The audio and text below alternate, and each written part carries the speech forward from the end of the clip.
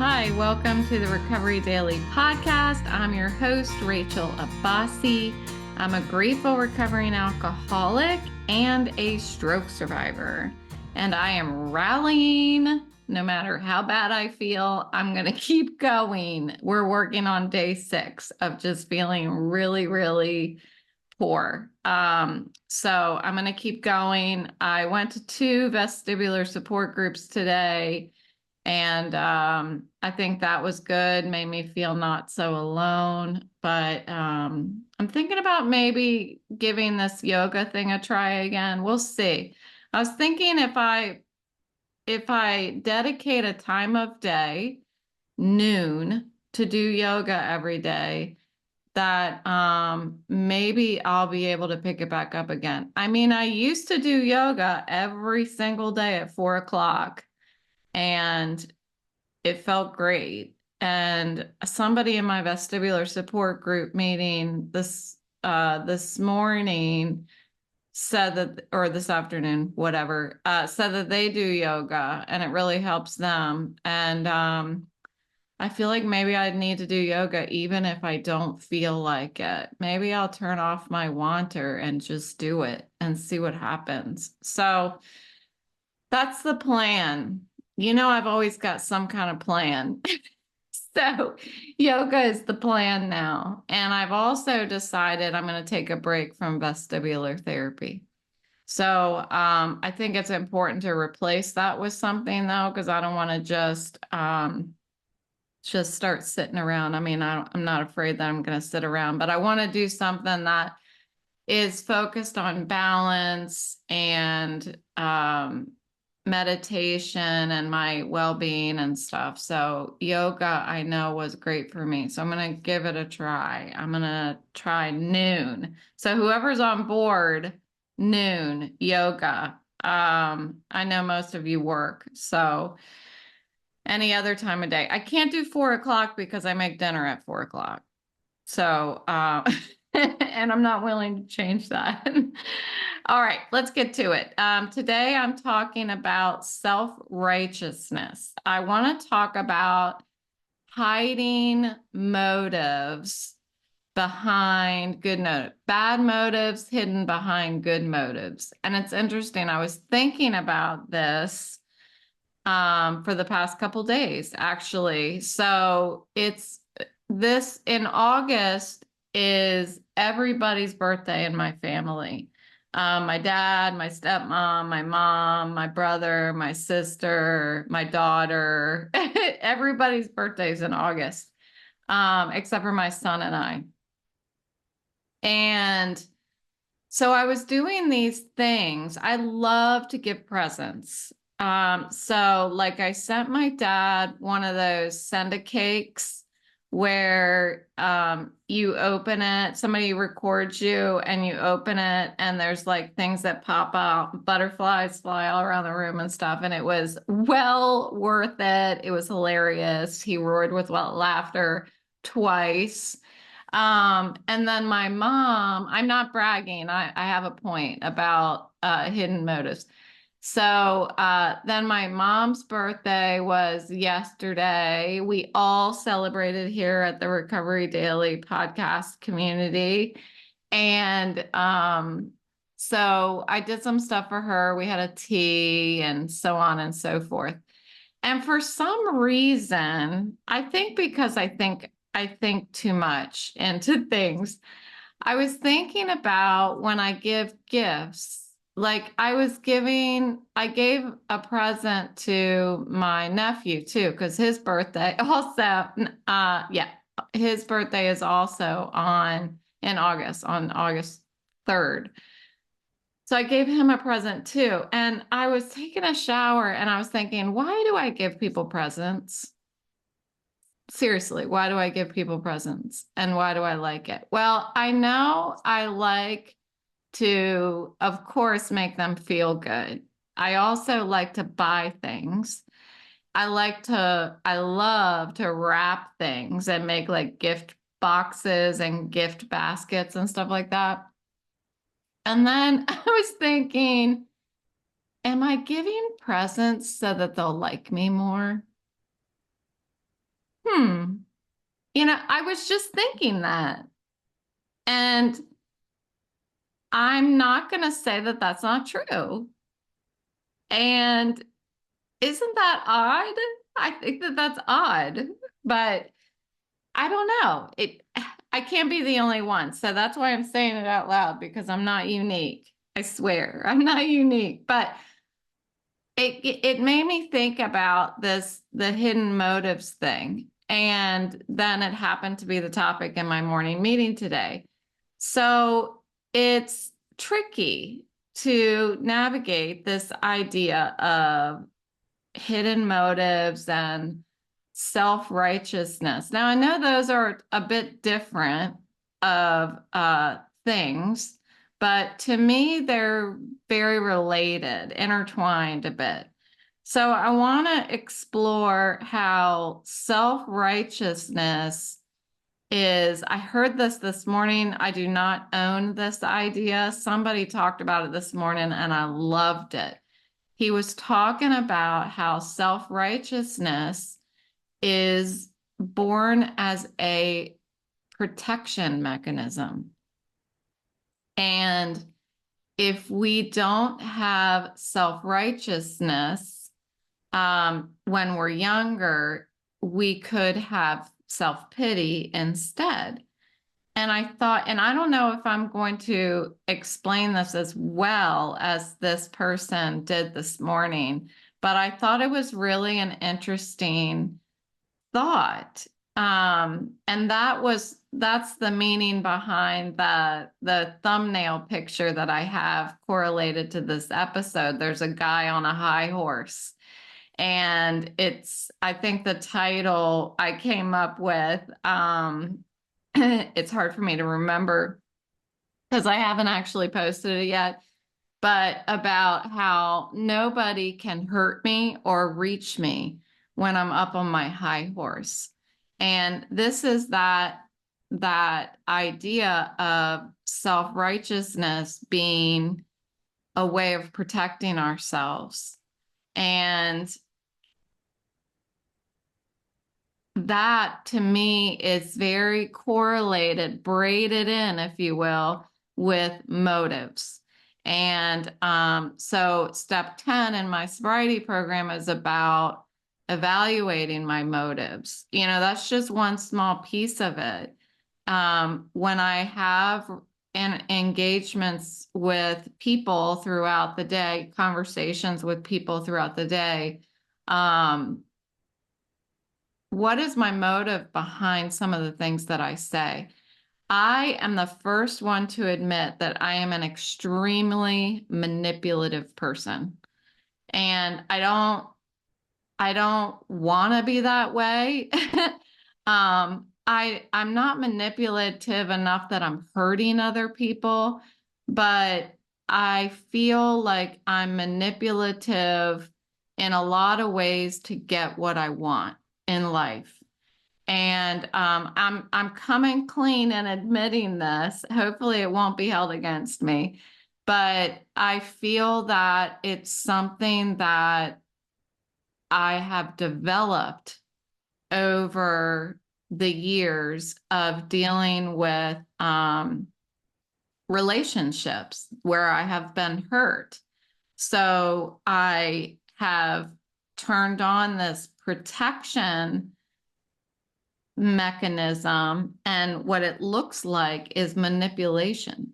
What it looks like is a bad motive hidden behind a good one. Now, that's not true all the time, but it happens. I'm just going to say it happens. And I'm not saying if mom and dad, if you're listening, or my sister, I did not give you all presents because I have some sort of hidden plan. It's just, I've got a lot of time on my hands to think about things. And it's a topic that came up in my mind is just expanding on why do we give gifts to people? So it's important that in recovery, I'm always doing some self-reflection and I'm being honest with myself. It's so important for me to be honest with myself. And I will admit to just about anything now because I know that it's important that I'm honest. Hold on, I need to take a drink because I got a scratch in my throat.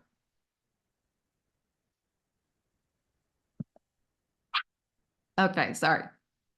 Only here on Recovery Daily. Okay, so understanding self-righteousness. It can come out as we are growing up as a defense mechanism, protecting us from feeling self-pity and insecurity. It's it's like an inner voice that says, you're all right. You're correct. Everybody else is wrong.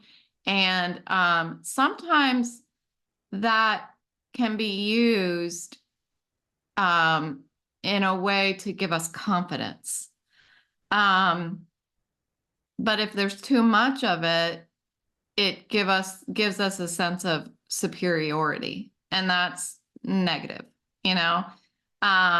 So this self-righteousness can shield us, protect us from negative emotions, giving us a sense of confidence to walk through whatever it is that we need to walk through. It could be, you know, when I was public speaking, when I was working, I needed that. I needed that level of confidence, self-righteousness. I know more than everybody else about this topic. I had to think that before I walked into a room and stood up in front of everybody and talked about it. I had to pump myself up that much. And that's fine, you know, as long as when I'm done, that I bring myself back to reality, you know, and I practice some self-awareness and distance myself from that self-righteousness attitude on a daily basis. Sometimes, though, that self-righteousness, if we carry it with us throughout the day, it's masking a deeper issue that needs to be addressed. And that's something that came up in my morning meeting this morning. We read from As Bill Sees It on whatever today is, Tuesdays. And so our theme today was self-righteousness. And this is some of the stuff that we were talking about. So hiding bad motives behind good ones. Oh, wow. I think that I have had to do this a lot in my life in order to protect myself as well. Convincing myself that sometimes I'm doing something good for somebody out of kindness, while in reality, I'm seeking validation or control. And I think that in my experience, because because I have had experiences with somebody trying to control me, I developed a protection mechanism, a defense mechanism to do it back, you know? So this deception that I was practicing, it sounds terrible, but I had to do it to survive, is what I felt like. I had to do it to protect myself. And I think one of the harmful parts of that was that I wasn't just deceiving the other person, I was deceiving myself. I was pretending that everything was okay and everything was not okay. Um, I was trying to fix a relationship that was broken and harming myself in the process. I was hindering any sort of growth and any sort of fix that could have happened for that relationship. I gave up. I gave up on the relationship and decided that it was really just time to be in defensive mode. Um, so steps 10 through, step 10 of the AA program now gives me the ability to evaluate my motives and how they impact my behavior. I know now I feel like I'm self-aware enough now that if I'm choosing to have a bad motive hidden behind a good motive, that I'm aware of it. And I do. That sounds so bad. I'm not trying to act like I'm a terrible person, but I am a human being trying to navigate, and sometimes I do what I got to do. But step 10 allows me to look back at the end of the day and see, where was I wrong? Where did I cause harm to another person? Where was I angry? Where was I resentful? Where did I hide a bad motive behind a good one? Um, and it takes that kind of evaluation at the end of the day. If I'm always just doing things off the cuff and not looking back and reflecting on my behavior, I'm not going to learn from it. Most often, if I decide that I'm going to do something that way where I'm being manipulative or something like that, most often there was another answer. I shouldn't have done it. So I think step 10 has just been really critical in my life and allows me to also take that inventory on the spot when I'm interacting with somebody, pausing and seeing, like, do I really need to behave this way? Am I trying to protect myself from something? Do I need to disengage? How about that? Do I need to disengage from this person instead of being manipulative so that I can navigate my way through it? It's important for me to catch these deceptive patterns before they take root, because they exist in me and I'm fully aware of them. I've used them to my benefit in my career, not so much in other places, but there have been relationships where I feel like when I was drinking, I feel like I was required to put the shields up, and just manipulate, it's like I'm flying blind. That's what it feels like. So today I don't feel like I have to do that so much. Um, and I think this is going to be a work in progress my whole life, to always look and think, am I being honest with myself?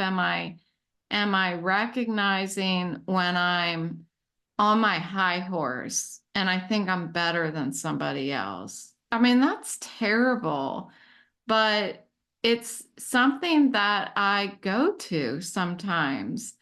I've talked about it before when I was at work and somebody else was getting more attention than I was.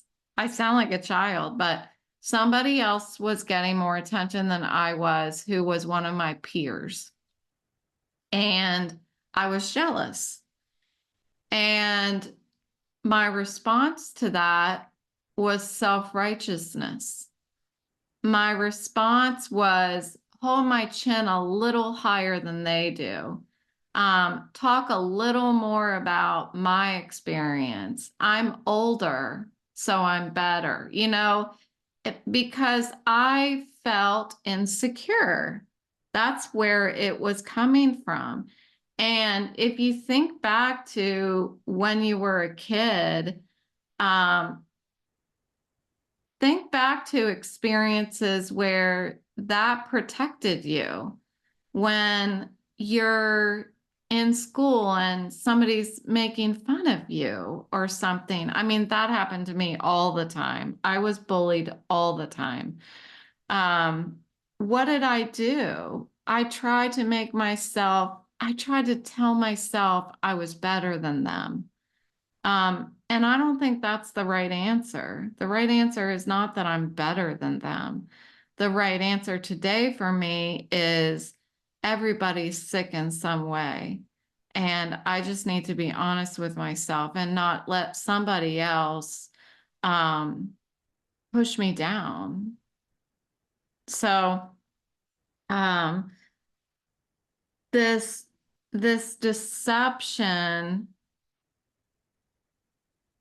is is really rooted when I think back to some of that stuff when I was a kid. It seems like that's where it came from. And it's not when I was a kid with my family, it was when I was a kid at school, when I was a kid out on the playground, when I was a kid in the gym locker room and I was bullied, all of those experiences, although they are not things that I feel that brought me to have a big impact on my behavior today, as far as like, oh, well, that's the reason why I drank, or that's the reason why, big things like that. These are like little experiences in my life that developed my behaviors, the way that I react when somebody does this or that to me. So I feel like I'm talking in circles, but I'm sure it makes sense in some way to somebody. It's I Somebody tells me something, somebody makes fun of me, somebody bullies me, and then I tell myself a little lie to maintain my self-worth. Um, I maybe tell myself a little lie to support the negative thing that they said to me. These little reactions that I developed over my lifetime have become habit for me. And today, when I talk to another person, some of that stuff is still there. It's automatic. It's a habit. And in order to get out of that habit, I have to look at it on a daily basis. I have to look at it every time I interact with somebody. That's why it's so great, this step 10, to go back and look at like, how did all of my conversations go today? And think through them. How often do you do that? I mean, I didn't start doing that until I got sober when I was 42. So for 42 years of my life, I never went back and evaluated my behaviors and my conversations with people. And for the past 8 years, I have. Um, and I feel a hell of a lot lighter than I used to. There's somebody said that today. That's so funny. Somebody said in my second meeting today that sobriety, oh, I lost weight in sobriety. And they said, to be clear, there's a lot of stuff I'm not carrying around that I used to. And that's so true. But in order to let go of that stuff, I have to keep evaluating my behavior. And over time, I'm able to see it more clearly. Um, I think what really started this whole thing in my head with when I was giving these presents for my family's birthdays, what I was thinking when I was in the shower was, am I a good person or am I really just yucky underneath? And I think I'm a good person. I do. I think I'm a good person, but I think we all have a lot of yuckiness underneath. But I don't think the yuckiness is because we're bad people. I think it's stuff that we learned in order to protect ourselves. And I think it's necessary to look at it every day and understand why the yuckiness is there and accept that it's okay that it's there. There's nothing wrong with me. I'm not a bad person. I just, I'm learning how, I'm learning how to get rid of old behaviors and old behaviors that stem from old fears and insecurities. So this this idea of self-righteousness, I don't think it is a bad thing. It's a tool. Self-righteousness can be a tool, but it needs to be used with serious caution, evaluating our motives and being honest with ourselves, learning how to dismantle some of those deceptive patterns that damage relationships. And I'm so happy that I'm sober today, that I have the opportunity to have the wherewithal before I go to bed to think clearly about my interactions throughout the day. And if I need to go back and clarify or mend anything with anyone, that I can do that. And I'm not afraid to do it. It's taken a long time for me to get to where I am in order to manage my relationships this way. And I feel so much more understood. And I feel like going to bed at night, I don't feel yucky when I go to bed. I think that when I was drinking, I felt yucky when I went to bed. I felt like there was a lot of crap that was just, I've said it a lot lately, just getting moldy on the inside of me. And I don't have that anymore. I do feel like I've lost a lot of weight in recovery. I've I've let go of a lot of stuff that was holding me down, a lot of stuff. And that's why I'm so passionate about sharing in any way I can, even if it comes off as jumbly and rambling sometimes. Some days I I just kind of ramble on here. A lot of days I ramble. Some of you like my rambling. People who don't like the ramble, they don't listen. But I think it's important to be honest like that and just let the ramble go because eventually it makes sense. And if it doesn't make sense today, tomorrow it might make sense. And I'm just willing to do whatever I can to share how I feel in hopes that it may save somebody's life. I was thinking about my friend today that passed 2.5 years ago. I just can't even believe it's been that long. And I was thinking about how I spent so much of my life caring about him. And he's somebody that I always cared about what his opinion of me was. And today, now that he's gone, I think of how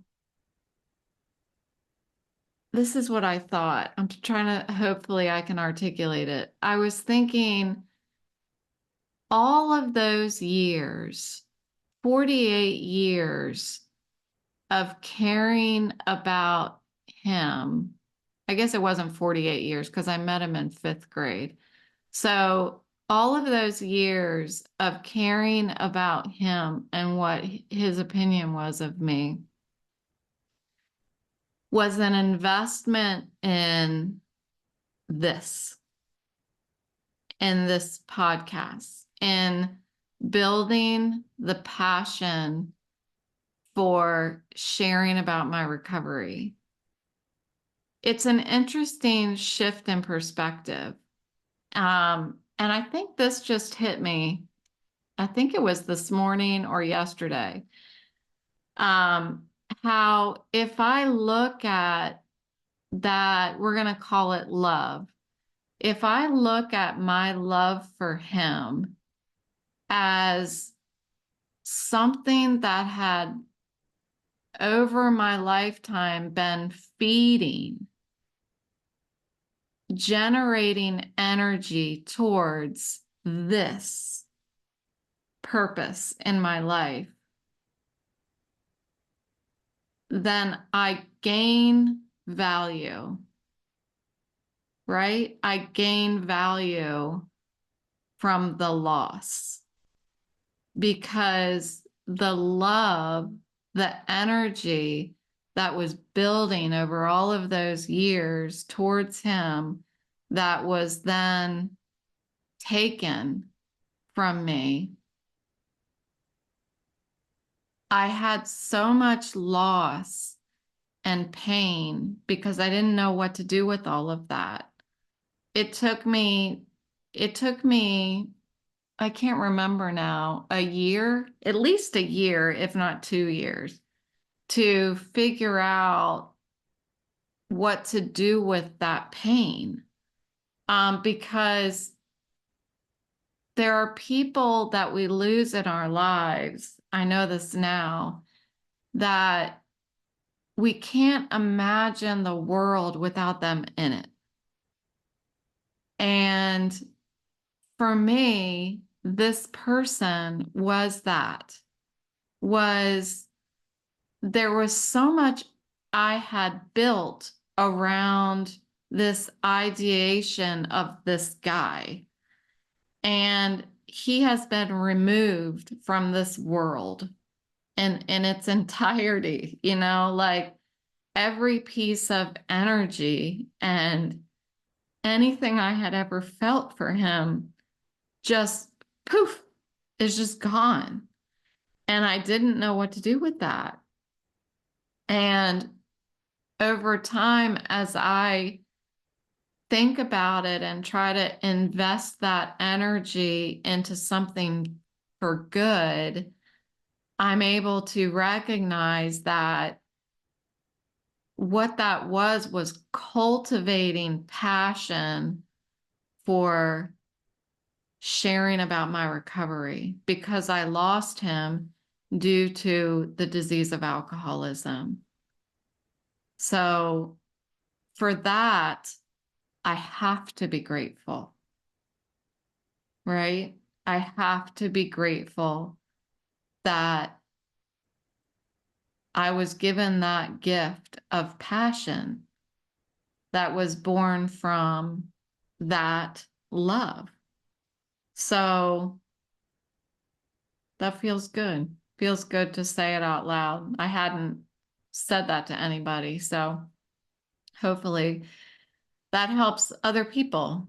So that's all I got today. Thank you for joining me on today's episode of Recovery Daily Podcast.